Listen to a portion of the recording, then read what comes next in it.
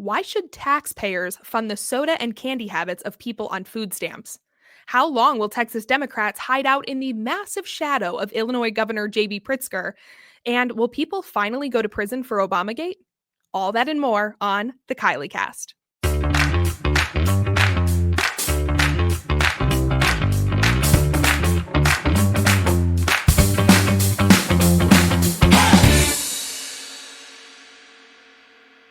Hi, everybody, and welcome to the Kylee Cast. I'm Kylee Griswold, managing editor at The Federalist. Be sure to like and subscribe wherever you get your podcasts. And if you're just listening to the show, be sure to go check out the full video version on my personal YouTube channel or the Federalist channel on Rumble. As always, you can email the show at radio@thefederalist.com. I would love to hear from you. I don't know about you, but I am so not tired of winning. We're going to win so much, you may even get tired of winning. You know, thanks to Democrats' endless resistance efforts, sometimes conservative progress feels like one step forward, 5 steps back. But this week, we are marching forward, baby. For starters, we got a big old Maha victory on Monday. Trump's Agriculture Secretary Brooke Rollins authorized waivers for 6 new states that want to limit the sugary junk people can buy on food stamps, bringing the total number of states with approval to limit these taxpayer-funded SNAP benefits to 12. This is just common sense when you consider that SNAP literally stands for Supplemental Nutrition Assistance Program. Nutrition is in the name. But meanwhile, it funds garbage food and drinks that fuel obesity and diabetes, such as soda, other sugary drinks, candy, and processed junk. And SNAP is bankrolled by tax dollars. So in other words, the US government is literally using the tax dollars of hard-working Americans to subsidize the unhealthy habits of low-income and non-working Americans, which basically just ensures that these welfare recipients will require yet more government spending in the form of Medicaid for all their junk food-induced health problems. HHS Secretary RFK Jr., the face of Make America Healthy Again, made this exact point this week. We're spending $405 million a day on SNAP, and about 10% is going to sugary drinks. And and if you add candies to that, it's about 13 to 17%. And we all believe in free choice. We live in a democracy. People can make their own choice about what they're going to buy and what they're not going to buy. If you want to buy a sugary soda, you ought to be able to do that. But the U.S. taxpayer should not pay for it. And the U.S. taxpayer should not be paying to feed kids foods, the poorest kids in our country, with foods that are going to give them diabetes. And then my agency ends up through Medicaid and Medicare paying for those injuries. So we're going to put an end to that, and we're doing it step by step, state by state. Putting a methodical end to it. Yes, bravo. Now, this is a win on a policy level, yes, but it's also a win for culture. Body positivity has had its time in the sun. You've all seen the Lizzo magazine covers and the self-care speak that pushes for fat acceptance and basically demonizes healthy people as fat-phobic. But that time is over. A healthy society isn't one that pretends that all choices are equally valid and good and healthy, because they're obviously not. Some discrimination is actually good, like discriminating against a bag of Airhead Extremes in favor of some carrots or an apple or some real clean protein. When it comes to our health, we need to be able to make value judgments. For ourselves, yes, but also on a societal level. No, a Mountain Dew, Big Mac, and Little Debbie snack are not a nutritious lunch, and we don't need to pretend they are.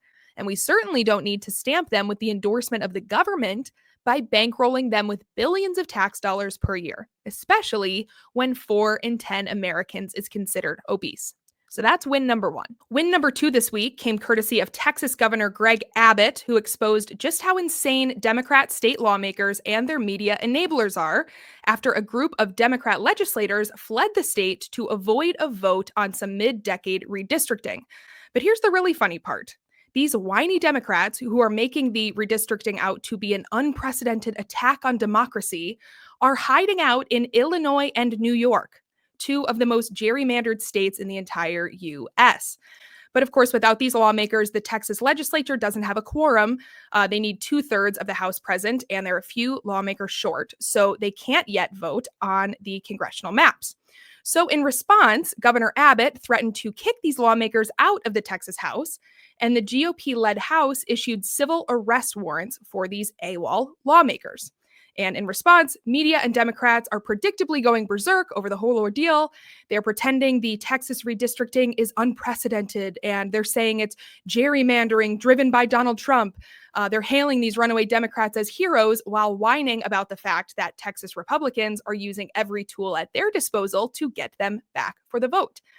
But this is nothing new, so it's absurd to hear anyone call this unprecedented.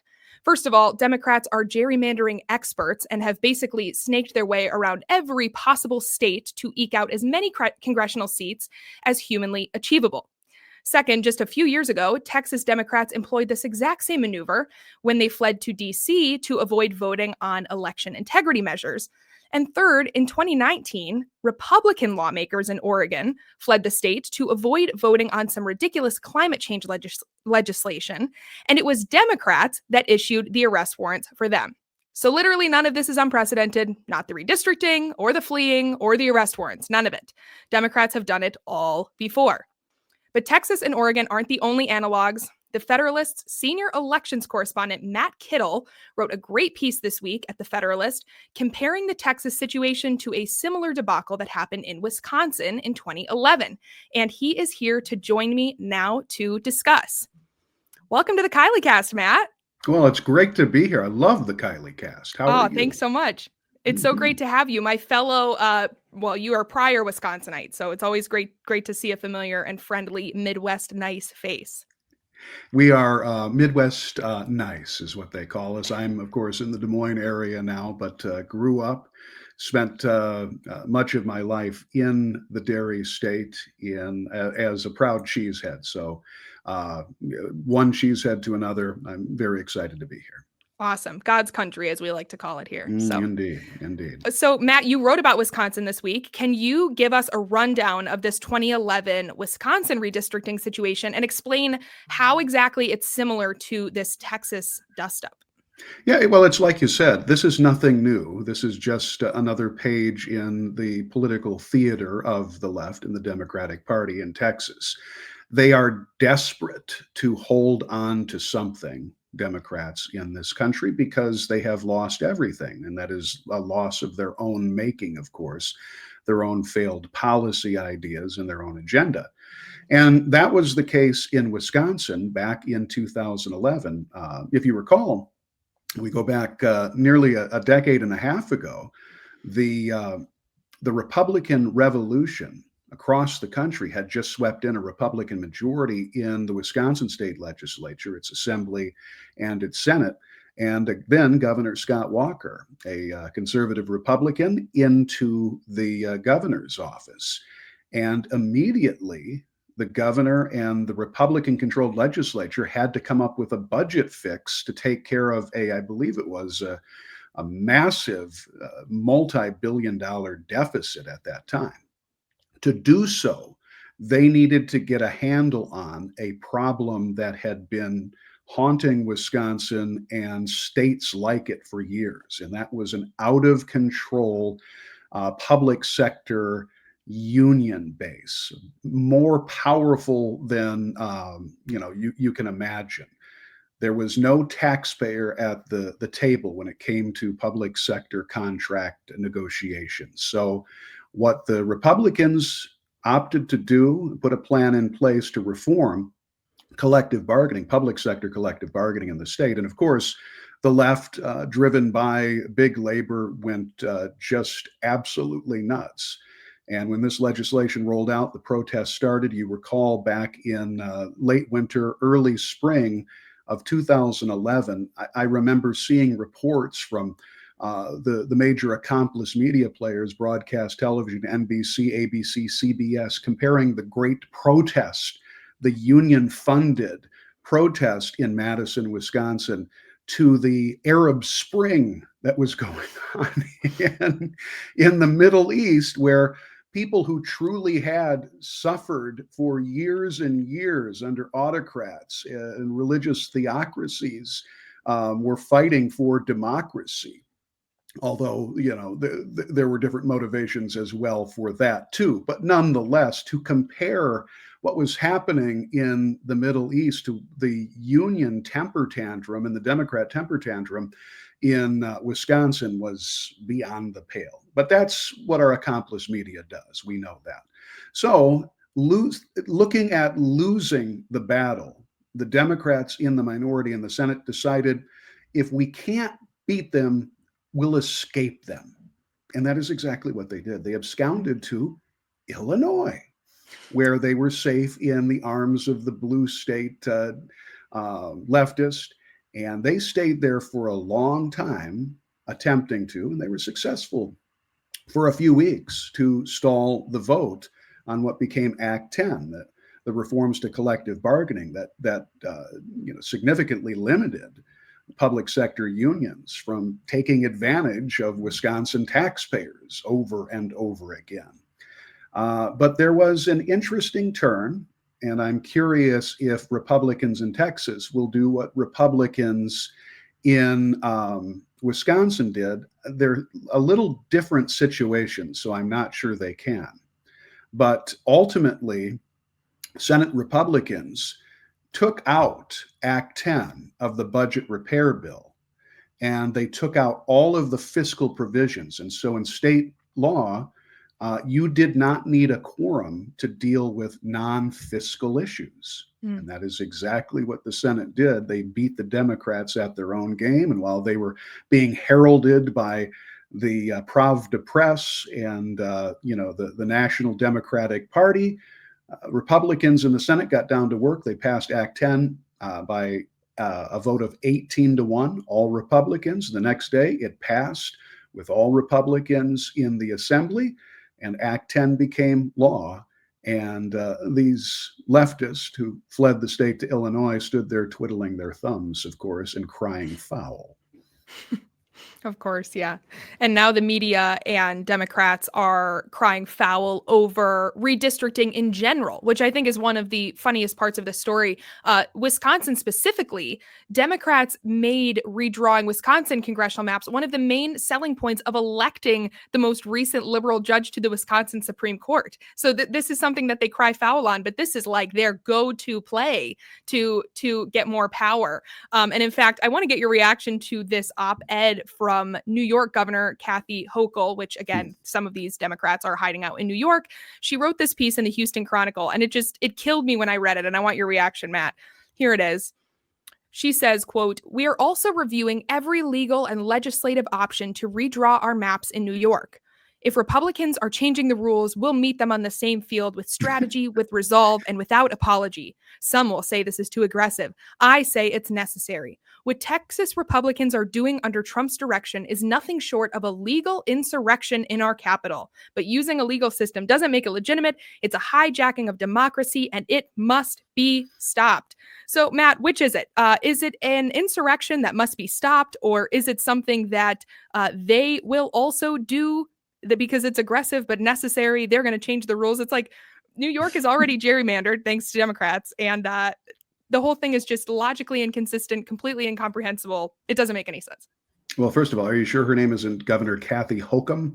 Because that's exactly what we are being sold by this Democrat and others like her. Oh my gosh, it's an insurrection. These folks, let me tell you, the Democrats in this country know a thing or two about insurrection, because they're behind arguably the biggest election interference scandal of our lifetimes, if not the history of this country, in Russiagate, of course, where they did indeed try to hold a soft coup, if you will, using the deep state and the intelligence officials in the Obama White House to set in motion what became the Russia collusion hoax. When it comes to redistricting, they also have a great deal of experience in that, particularly when it comes to gerrymandering. The left is nothing if not great projectionist, and this is absolute projection. So let me tell you something. Illinois is, as you mentioned before, perhaps the most gerrymandered state in the Union. Remember, Illinois is the land of Lincoln, Abraham Lincoln, in essence, the father of the Republican Party. Mm-hmm. In Illinois, under J.B. Pritzker and a Democrat-dominated legislature, they put in place a plan to take 5 Republican districts, that's all they had, and to pare them down into 3, squeezing out Republican representation where it had been for years. It's not just yours truly calling Illinois arguably the most gerrymandered state in the country. People who work in this area of mapping, congressional mapping, and in this legal expertise have noted it as such. The threats are coming from Gavin Newsom in California. If they come from J.B. Pritzker in Illinois, I'm afraid everyone's going to have a good chuckle and say, well, wait a minute, how much more gerrymandering can you do in this state? It is the height of hypocrisy. It is the height of arrogance.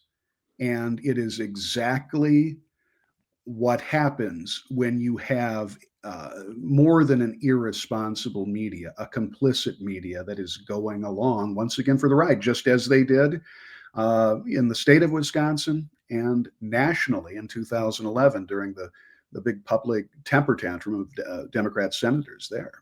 Yeah, that's right. I actually have a graphic. It is the congressional maps for Illinois. This is a reminder. If you are just listening to the Kylee Cast on Apple Podcasts or Spotify, you should be watching it on YouTube or Rumble, where you can actually see these graphics. But take a look at this, Matt. Look at the way that 17, 16, 15, 13, the way they snake around is just so absurd. I mean, this is the height of gerrymandering right here in Illinois. Yeah, this would send Elbridge Gerry, former governor of Massachusetts, spinning in his grave. You know, that's where all of this came from. The gerrymander is the salamander to make it slithering all of these districts just to fit a political motive. But here's the thing. What the Supreme Court has essentially said over time is what is the case. And that is, to the victor go the spoils. If you win, you get to set the maps. Now, there are some limits on that. But clearly, as you took a look at that congressional map in Illinois, there aren't many limits on that, because that is one colorful snaking chart just to keep Democrats in just absolute control to the near extinction of Republicans in Illinois. Right. I think you're right that it's typical Democrat projection and propaganda. And of course, the media are not going to hold any Democrats accountable for that. But you also brought up Gavin Newsom. And I saw this tweet from Gavin Newsom, biggest state in the union. And I'm like, are they just that ignorant? Are they just projecting, or are they that ignorant about how these congressional maps work? Here's Gavin Newsom's tweet, and I'm kind of blind, so I'm going to try to read this. He quote tweets DC Drano and says, "Oh, cool, I can do that too. Red states with 0 Dem House seats." And then he lists a bunch of red states with 0 Dem House seats. And the last 4 in this list are Alaska, North Dakota, South Dakota, and Wyoming, all of which only have 1 House seat, which goes to Republicans. This is not a result of gerrymandering. This is a result of what we call apportionment. This is how population works. Well, and it's also how Gavin Newsom works, because Gavin Newsom apparently is stupid, so stupid that he thinks the rest of us are stupid. That's absolutely right. You are in a red state. You have 1 representative based on the numbers that you are allowed. That's age-old constitutional representation and the apportionment of that. So it doesn't come to me as any surprise that Gavin Newsom would try to gaslight through that kind of thing. It is surprising to me that Gavin Newsom would have the temerity to say, "Oh, you Republicans," and the Kathy Hochul whole idea of, you're undercutting democracy. You're the threat to democracy. When we have seen over and over again that Democrats, including Gavin Newsom, Kathy Hochul, J.B. Pritzker, and the Democrats in Texas, who are fleeing their jobs, their duty under the Constitution. That's what the governor, Greg Abbott, said, and I think he was absolutely right, just as Governor Scott Walker then in Wisconsin was right. Do your damn job. Right. That's what the people elected you to do. And your job is not to run away or pull some political stunt. Your job is to debate. If you don't like the proposal, you fight like hell in the halls of your legislature, but you have to vote. And if it doesn't work out for you, then you take other remedies. Maybe you go through the courts, like they will do ultimately when this passes. But for Gavin Newsom to say anything about Republicans taking advantage of poor Democrats, that is the motto of California in reverse. Right. They have almost driven extinct Republicans in that state's legislature and certainly in its congressional representation.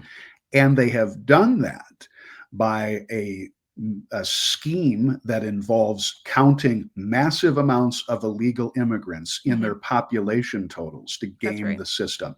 That's one of the greatest travesties and threats to democracy in this country, and it has been for a long time. And you won't hear a single member of the media say a word about that, which is just wildly more problematic than redistricting. Yes, definitely. Yes, it is, and it's got to change.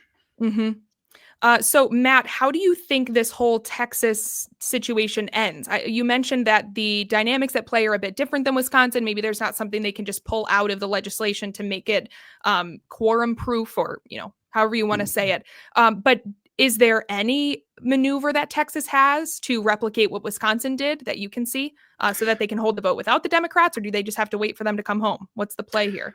It does. The next play is clearly in the court system. The district court will have to step in and rule, okay, you are, violating the terms of your agreement with your voters. You are not representing them. And they, of course, claim that they're representing them by not representing them. And maybe a lot of their constituents in these Democrat-controlled districts are hailing them as heroes, but they ultimately have to do their jobs. And a court can do what it needs to do to make sure that those jobs are being followed. There is, as the governor has put forward, and he's right to do so, there is a mechanism to expel members of the legislature. That takes away the necessary quorum numbers that are in place right now. So it's a matter of time.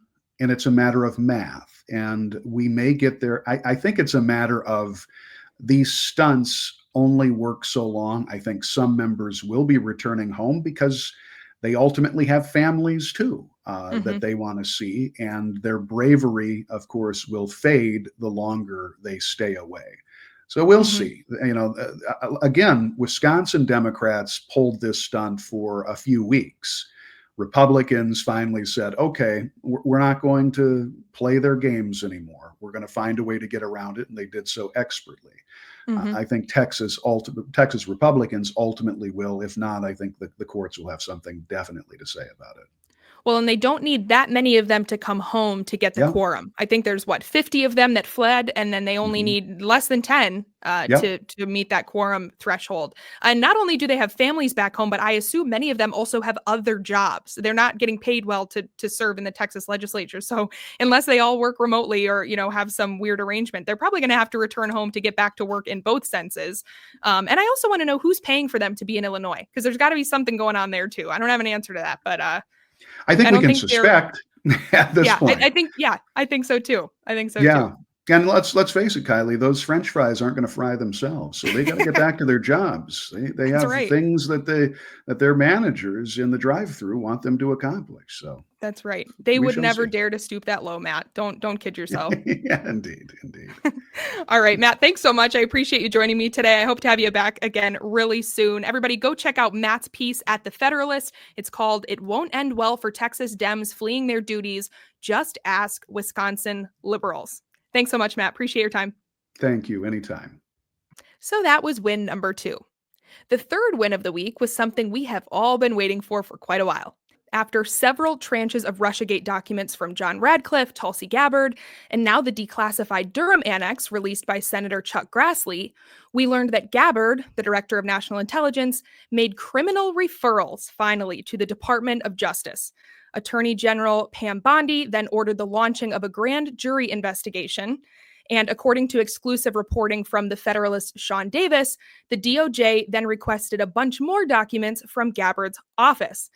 Davis reports that in addition to requesting all documents, intelligence, and correspondence related to Gabbard's memo exposing the Russiagate conspiracy, the DOJ letter also requests all records supporting the recently declassified HPSCI report, which is the oversight report from the House Permanent Select Committee on Intelligence, all information related to whistleblower complaints about Brennan, Clapper, and Comey's role in the hoax, and the identification of everyone cited in Gabbard's memo, the HPSCI report, whistleblower records, and the infamous and totally fabricated Final Intelligence Community Assessment, known as the ICA.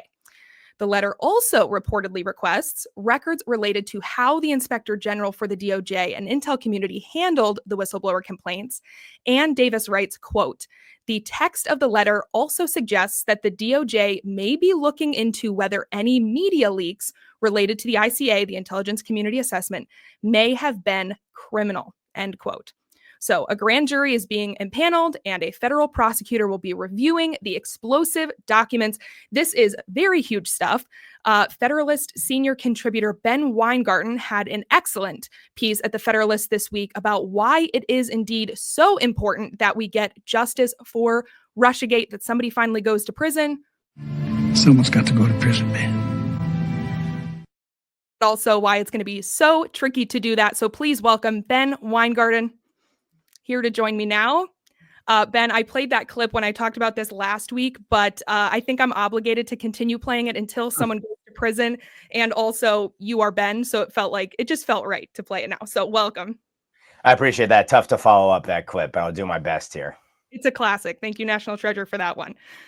So, Ben, you write that under Obama's direction, Intel and national security officials coordinated with the media and the Clinton campaign to frame Trump as a foreign stooge. You write, quote, "Absent justice for Obamagate, the lesson to the conspirators is that they should go even bigger next time. This would be catastrophic," end quote. And of course, I agree. And it turns out so do the majority of voters. A Rasmussen poll came out on Monday showing that the majority of respondents said they believe Obama's deep state, quote, "committed crimes" in Russiagate. And more than 2/3, almost 70%, said there must be consequences for the crimes committed. Ben, can you describe what justice should even look like here and why you think the American people are so insistent on accountability when there's, a million things they probably want to see accountability on? But Russiagate seems to be a pretty darn big one. Well, first of all, I think that the poll is very heartening in that it shows that despite, or maybe because of the legacy media propaganda that's been pumped in over the last 8 years plus, obviously longer than 8 years, but certainly over the last 8+ years, people are not desensitized to it. They're actually hyped to it. And they recognize that there has been a constant stream of efforts to delegitimize, destroy, jail, and ultimately attempts, obviously, to assassinate President Trump, but as a proxy, in part, for tens of millions of Americans who have rejected ruling class reign. And they understand then, I think, intuitively, first of all, the notion that Russiagate, or Obamagate, as it probably ought to be called, because it all happened under Barack Obama, and he's been the man sort of insulated by all of these key players, whether it's Brennan, Comey, Clapper, Susan Rice. We can work down the list. But of course, the buck stops with him. He was in that infamous meeting where Susan Rice then wrote the email in the last minutes of the Obama presidency about doing things by the book, so-called. And it was his government, essentially, his national security and intelligence apparatus that was responsible for starting Russiagate. And then, of course, those deep state actors continued on through much of the first Trump term. So first thing I'd say is it's heartening that Americans understand the stakes here, that if heads don't roll, if there are not massive, severe consequences commensurate with the severity of this abuse of power and attempt to disenfranchise tens of millions of Americans, and also, frankly, genuinely prohibit the peaceful transfer of power, then we're not going to have a republic at the end of the day. And it would just validate the corruption and the arguable criminality at hand, and what I believe is criminality at hand. Mm-hmm. So what does justice look like to the extent you can get it? To my mind, and I lay this out in my column, there's the ideal, and then there's what's going to be practically possible. And it's not clear whether the practical is going to meet the ideal. But to me, the starting point is you have to have total and absolute transparency into the quote unquote investigations into Trump, and then the investigations of the investigators. And we're starting to get that, obviously, and it's amazing. We're talking about events that were 9 years ago and finally starting to get full transparency, even though we don't have fully unredacted documents, even for the documents that have been declassified and shared with the American people. You need to know the origins of the origins, so to speak, with respect to Obamagate. You need to know every single player involved, who knew what, when, what did they do with it. You need to be able to compare the public statements and the sworn testimony to what was actually going on behind the scenes. And you need to know every player involved. And that includes, of course, notably, when talking about what the DOJ is looking for, including the media leaks, anyone and everyone who could be implicated in criminality or who might know something to do the kind of ground up investigation that you actually need. And then the other purpose, I think, of the transparency is that the American people need to see it with their own eyes, and they need to have the source documents to the extent they can. So the first step is transparency. The second step, obviously, is accountability. And part of that accountability, of course, ought to be, that the American people distrust and all of the individuals implicated are entirely discredited. That's obviously number one. But number two, of course, is to the extent crimes were committed, or to the extent, let's take the non-crimes. Let's start there. Non-crimes were committed, and anyone who has been implicated, however, in the corruption is still operating in the federal government, still has a security clearance, still gets any and all the advantages of their government service. Those advantages need to be eliminated. Mm-hmm. Full stop. It's not clear that that's necessarily happened, because how many proteges and subordinates of the likes of Comey, Clapper, and Brennan, who might be implicated in these acts, are still working in the federal government? I'd bet a number of them. Beyond that, though, of course, is the criminality. And so you have to unearth the crimes, marshal the evidence necessary to prosecute them, and then you would need to go after those people to the fullest extent of the law on the merits, and then also as a deterrent, and to genuinely show that no one is above the law, and that there will be a dear cost, a severe cost to abusing powers to effectively undermine the republic and, again, disenfranchise tens of millions of voters. And then last but not least, they're all the victims of Obamagate.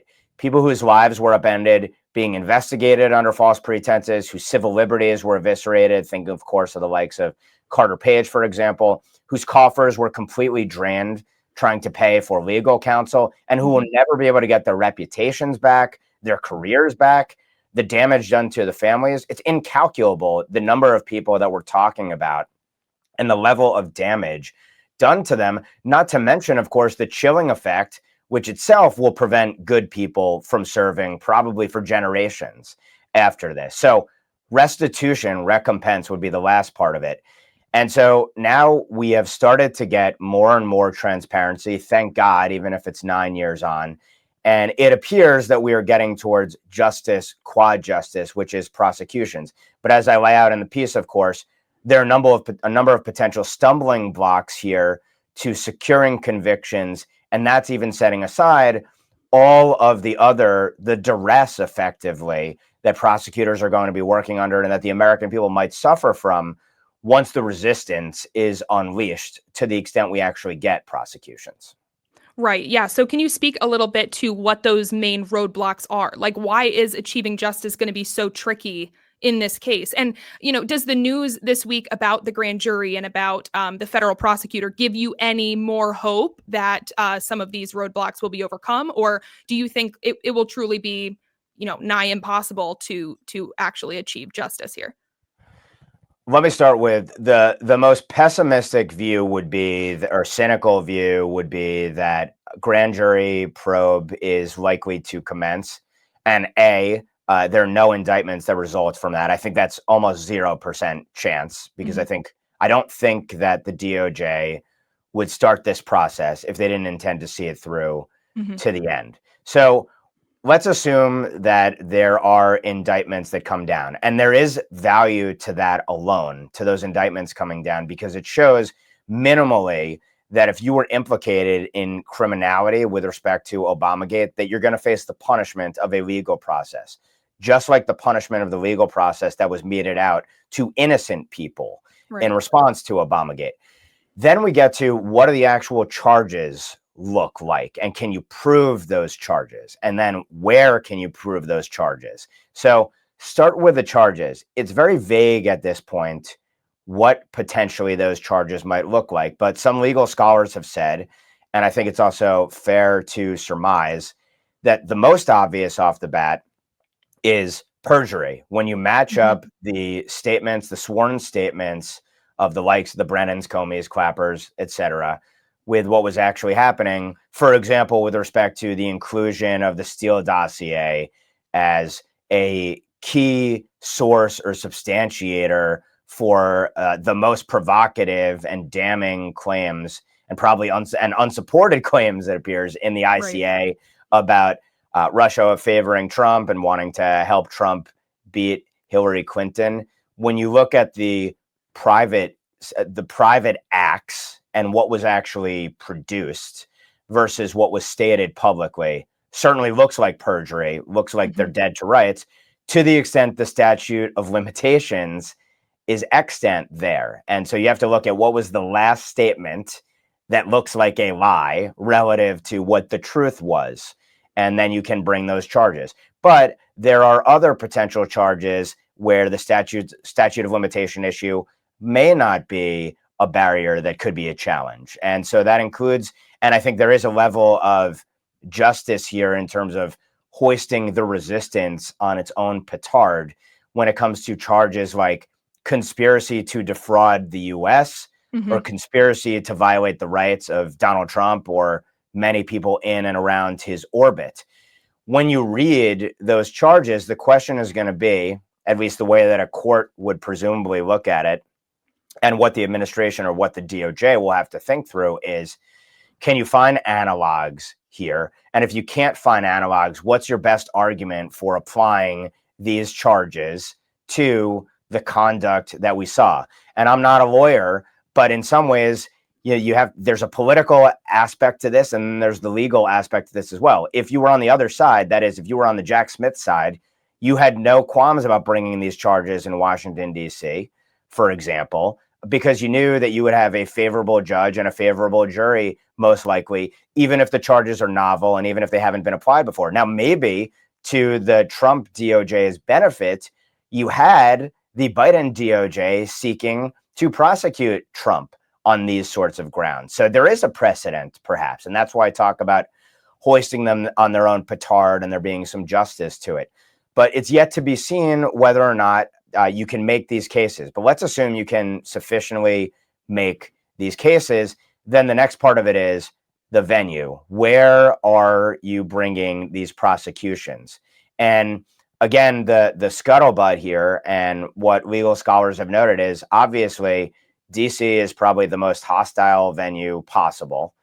But can you make a case that some or all of the acts which are involved in a criminal conspiracy or pertaining to perjury, et cetera, or maybe other charges that we haven't even conceived of, because presumably prosecutors can be very creative, and many things are criminalized to the extent they're applied. What's the venue? Where can you actually get a fair shake, essentially, as the DOJ in this case? And it's been speculated that Florida is the likely venue.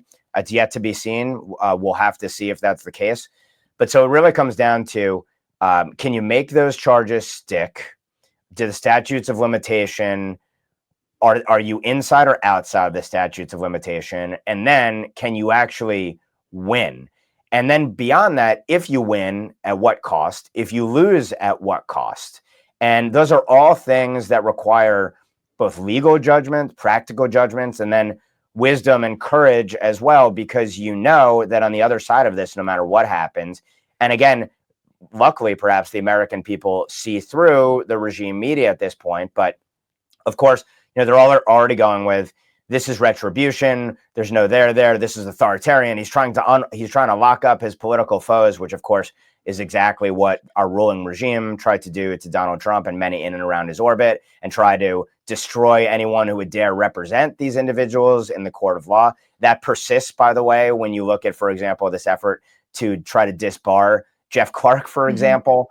Right. But the bottom line is that you are going to have maybe the ultimate hysterical Trump derangement syndrome response, to the extent you have prosecutions of these individuals and to the extent you secure any convictions. But of course, there's a massive cost to not seeking to secure these convictions and not actually securing them, because again, it simply validates the efforts of the other side, and it will only make them that more zealous when they get back into total power over the federal government to use and abuse those powers to criminalize dissent. They, of course, have done everything they claim their opponents would do and worse. But the stakes of this are, of course, again, that you're going to see, in my view, to the extent we actually go through with prosecutions, let alone secure convictions, you're going to see street actions. You're going to see regime media propagating a level of propaganda that will rival anything that we've seen to date. And then, of course, you're going to have a counter response from the left's lawfare mechanism, which is going to be egregious. And then, of course, you have the more kind of near-term political considerations. All of the wobbly members of the House and Senate on the Republican side, are they going to get weak-kneed when it comes to this? Or is there going to be political blowback, repercussions? Could you have a loss of the House or a loss of the Senate? Again, public sentiment here gives me some optimism and confidence that you're not going to have that sort of issue. So let's hope that the American people continue to see what the truth is here, and let's see more transparency, because I think that's only going to fuel the cause for needed justice. Right. It seems to me that the stakes, or I guess the risks of making a half-hearted effort and not walking away with convictions, are much higher than any potential political blowback in the midterms if you do secure convictions, or, any potential media blowback, which, I mean, the trust in media has tanked. I mean, even trust in media now versus in 2016 is like markedly different. And so, I think the biggest risk is only making a half-hearted effort, not actually walking away with any convictions, and just, useless Republicans being useless Republicans and not actually securing any victories for Republicans, for their constituents, what have you. You also talked about the victims of this, of course, Carter Page, and I mean, there have been many, but I'm also just thinking about the American people as a whole being victims of this, and the way that, Donald Trump only got 4 years under the Russia hoax, and just how much opportunity and time was lost that just can never be recovered. And I hope that prosecutors just get really creative, and in the way that Democrat prosecutors have gotten creative in coming up with legitimate but unique legal means to go after the co-conspirators here. And yeah, you brought up the statute of limitations too on potential crimes.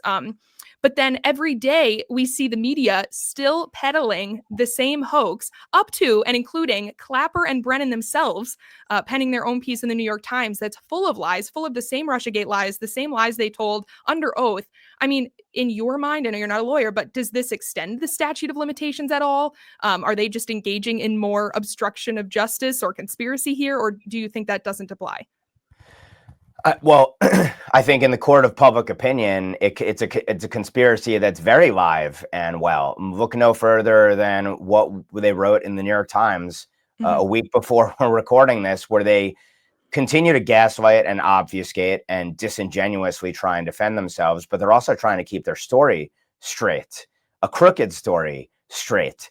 And then, of course, you have potentially, since you referenced the media, and obviously, I view the media as co-conspirators in this, whether that's legal or not, obviously is open for debate. And of course, those in the media are going to claim all manner of defenses. By the way, it's interesting to think about, why is it that besides wanting to secure fat paychecks, that the likes of the Brennans and the Clappers and the Comeys of the world are out there in the media, and some of them are contributors? Is that in part a measure of defense? Potentially, we'll have to see.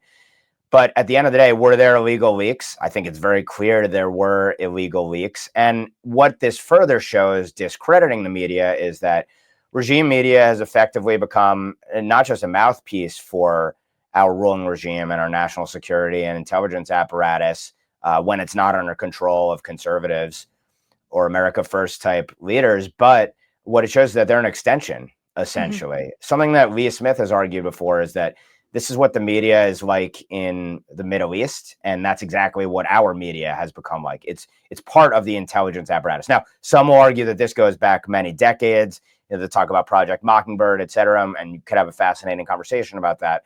But it's never been more transparent how corrupted and the extent to which the media has served as an extension of our ruling regime. And of course, as a Federalist has reported on extensively, the circularity with respect to what was presented to the FISA courts, one party feeds the other party, and then there's a report in the press, and then the report in the press is cited as a justification for eviscerating the civil liberties of an American. So whether or not we're going to be able to make the case that the statutes are starting just now because they're still talking the way that they were before is yet to be seen. And then obviously they're not under oath when they're talking in the public, but it may show something about the patterns that they've pursued. And so I think what they say publicly is certainly going to be fair game when you come to things like state of mind and intent and questions like that, and the patterns in their public proclamations versus what went on privately. And then another aspect of this, by the way, that's worth noting is with the DOJ looking into essentially anyone and everyone involved from the jump. Are people going to commit crimes now? Are people going to obstruct or defy or lie under oath now, potentially? And so could you have new crimes that people engage in today as a consequence of their responses to being probed? That's something to bear in mind as well. But the one thing that's very disconcerting here is obviously there's been substantial reporting about documents being in burn bags, et cetera. There's been, as I noted in my article, a 9-year head start effectively for those who were culpable and those who are complicit here to destroy potentially evidence or otherwise seek to obstruct. Let's not forget, of course, we had the Mueller special counsel. If you think that that was part of the cover-up, what bodies did they find and what was buried by the Mueller special counsel? So all manner of very live questions. And the one thing that might give one hope is that this appears to be being executed by the Trump DOJ like a RICO case, where you're looking at all of the fish involved, and maybe you're going to get some people to flip and turn, and there may be some people you can squeeze as you move your way up to the ringleaders. So I remain cautiously optimistic, but what I will say again is that I don't think that the DOJ would let it be known that there was a grand jury probe coming unless they didn't intend to try and go all the way to indict and try and prosecute, and that the shrewd legal minds there will try and bring the charges that they think have the best chance of sticking before a venue that is going to give the fairest shot on behalf of the American people. And to your point, to try and restore to the American people that which really can't be restored, to your point, because we didn't get 4 years of a first Trump term. We got only a fraction of it. Right. Well, and I'm also encouraged by the fact that, the media doing a full court press on downplaying or ignoring the story, the way that Brennan and Clapper and, like you said, members of the intel community coming out and speaking on this publicly to try to downplay it. And the 9-year head start, yes, but I believe it was Kash Patel and maybe some others in Trump's intel community who have implied that the raid on Mar-a-Lago was an attempt to find a copy of this Hipsey report and destroy it or whatever. It's like, and the fact that they're finding these documents in the burn bags and whatnot, they clearly did not get rid of as much evidence as they sought to. And so hopefully their head start wasn't enough to head off these indictments. And hopefully people are going to go to prison, Ben. That's the hope. That's the only thing, the only deterrent at the end of the day to this kind of criminality and corruption is people have to face massive, unrivaled punishment for engaging in massive and unrivaled attacks on our republic. And since you mentioned Kash Patel, I mean, it is worth noting, if anyone would be well positioned and uniquely qualified to engage in this investigation, it's the person probably the lead co-author of and researcher behind the Devin Nunes memo, which played an essential role in starting to unravel this plot. And the fact that you had our ruling regime go after Devin Nunes, then leading the House Intelligence Committee, as well as going after Kash Patel, I think speaks volumes about the capability and the will that's being brought to bear here on the investigative side. So that's another heartening aspect of this.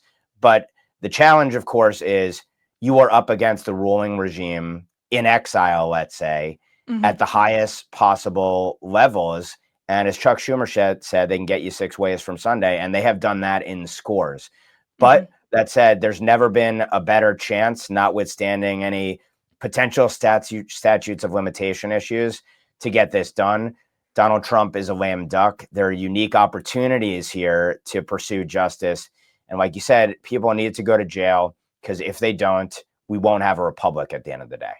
Yeah, completely agree. Thanks so much, Ben. I appreciate you joining me today. Definitely go check out his piece on the Federalist website, Why Reigning Justice on the Russia Hoaxers is So Tricky and So Important. Definitely go check it out. Thanks so much, Ben. I hope you'll join me again soon. Thanks much for having me. It's a pleasure. All right, it's time for a quick little, come on. I said, come on.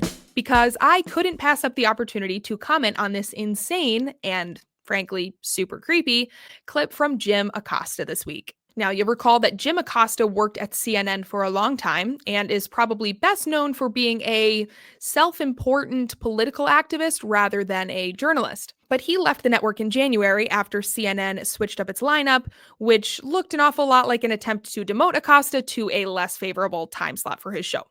And boy, howdy, what a trajectory he has had. Now, Acosta hosts a blog/show on Substack, and his latest guest was not real. Jim Acosta tweeted on Monday that you wouldn't want to miss that day's show because, quote, I'll be having a one-of-a-kind interview with Joaquin Oliver. He died in the Parkland school shooting in 2018. But his parents have created an AI version of their son to deliver a powerful message on gun violence, end quote. And of course, Acosta turned off replies to his post so nobody could ratio him with comments about how bizarre this is. But as you can see, there are an awful lot of quote tweets and not a whole lot of likes. Here's the clip. Joaquin, I would like to know what your solution would be for gun violence.